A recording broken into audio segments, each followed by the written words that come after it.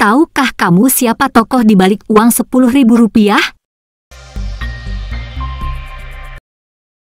Mengenal Franz Kaisiepo, orang di balik uang Rp10.000. Franz Kaisiepo adalah salah satu tokoh penting dalam perjuangan Papua untuk menjadi bagian dari Indonesia yang merdeka. Kisah perjuangannya dimulai sejak masa mudanya dan berlanjut hingga berhasil mengintegrasikan Papua ke dalam wilayah NKRI. Awal perjuangan. Franz Kaisiepo lahir pada 10 Oktober 1921 di Wardo, Biak, Papua. Sejak kecil, ia sudah menyadari pentingnya pendidikan dan pengetahuan. Pendidikan awalnya ditempuh di sekolah guru di Hollandia atau sekarang Jayapura. Tempat di mana ia mulai menyadari betapa pentingnya perjuangan melawan penjajahan dan betapa besar impian untuk merdeka dari cengkeraman kolonialisme.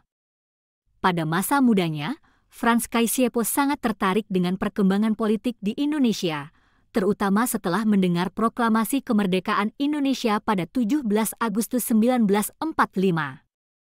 Meski Papua saat itu masih berada di bawah kekuasaan Belanda, Franz sudah memandang bahwa Papua seharusnya menjadi bagian dari Indonesia yang baru merdeka. Ia percaya bahwa nasib rakyat Papua akan lebih baik jika mereka bergabung dengan negara yang merdeka daripada tetap berada di bawah penjajahan.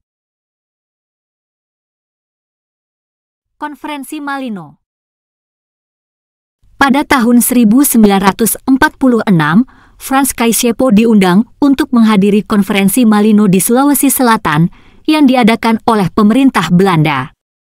Konferensi ini bertujuan untuk membahas pembentukan negara federal di Indonesia pasca kemerdekaan. Namun, Franz memiliki pandangan yang berbeda. Dalam konferensi tersebut, ia dengan tegas menyatakan bahwa Papua harus menjadi bagian dari Indonesia, bukan sebagai negara bagian yang terpisah di bawah pengaruh Belanda. Pernyataan Franz di konferensi Malino adalah momen pentingnya menunjukkan sikapnya yang tegas dan keberanian untuk menentang dominasi Belanda. Meski banyak peserta lain yang tidak sepakat, Franz tetap teguh pada pendiriannya, dan ini menjadikannya salah satu suara pertama yang menyuarakan integrasi Papua ke dalam NKRI di tingkat nasional.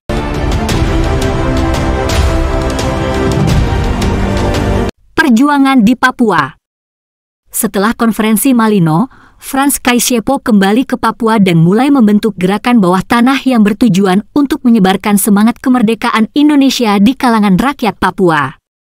Ia bekerja sama dengan para pemuda dan tokoh-tokoh lokal lainnya untuk menyebarkan informasi tentang kemerdekaan Indonesia dan pentingnya Papua bergabung dengan Indonesia. Pada masa ini, Franz juga seringkali harus berhadapan dengan tekanan dari pihak Belanda yang masih ingin mempertahankan kekuasaan mereka di Papua. Namun, ia tidak pernah gentar. Franz terus berjuang melalui berbagai cara, termasuk melalui kegiatan pendidikan dan sosial, untuk membuka mata rakyat Papua akan pentingnya kemerdekaan.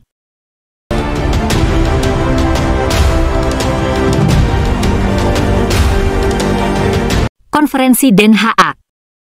Pada tahun 1949, Franz Kaisiepo kembali terlibat dalam upaya diplomasi ketika ia diundang untuk menghadiri konferensi Den Haag di Belanda.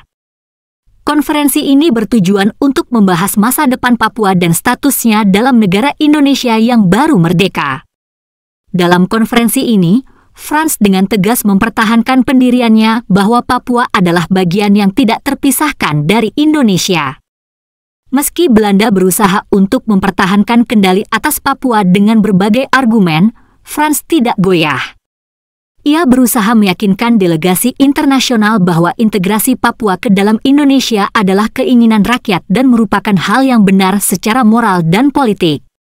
Meski tidak semua pihak setuju, Franz berhasil menunjukkan bahwa ada dukungan kuat dari Papua untuk bergabung dengan Indonesia. Papua masih dalam status yang tidak pasti, dan Belanda masih berusaha mempertahankan wilayah tersebut. Namun, Franz terus berjuang melalui berbagai upaya politik dan diplomasi untuk memastikan Papua menjadi bagian dari Indonesia.